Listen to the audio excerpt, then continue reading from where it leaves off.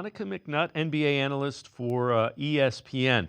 Talking about which team in the league has the most to prove in the second half of the season.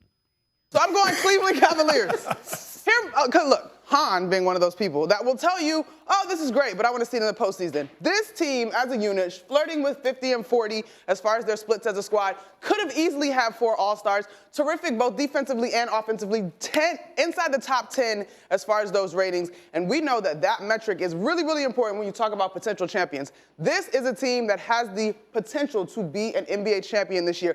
If they do it, oh my goodness gracious, like they have a ton to prove if they can make that happen. Let's welcome in Ethan Sands, Cavs beat reporter for the Plain Dealer, cleveland.com. So Ethan, I know you've addressed this on a Wine and Gold Talk podcast.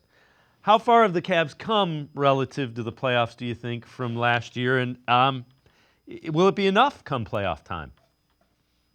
It really does feel like this is a completely different team from last year. And it's funny to say that when it's majority the same players on the roster, but there's an understanding, there's a deeper understanding of where they have to go and what they have to do to get to the caliber of play that they need to be at to be able to compete with these teams like Boston and the Knicks in the Eastern Conference, to get out of the Eastern Conference and then see whoever they find in the NBA Finals if they get that far. The goal for this team is the Eastern Conference Finals, and we understand that this team knows what it takes to get there because they've gone from play-in team, Eastern Conference first round, Eastern Conference second round, and now the goal is the Eastern Conference Finals.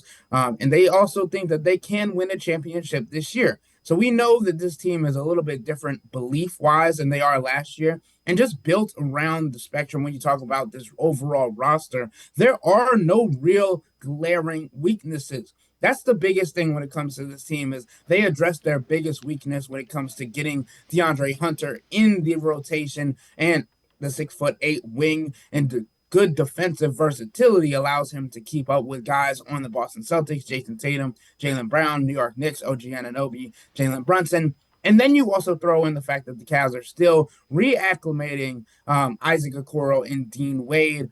It's just going to be a lot of fun to see the different lineups that the Cavs and Kenny Atkinson gets to play with in the second half of the season.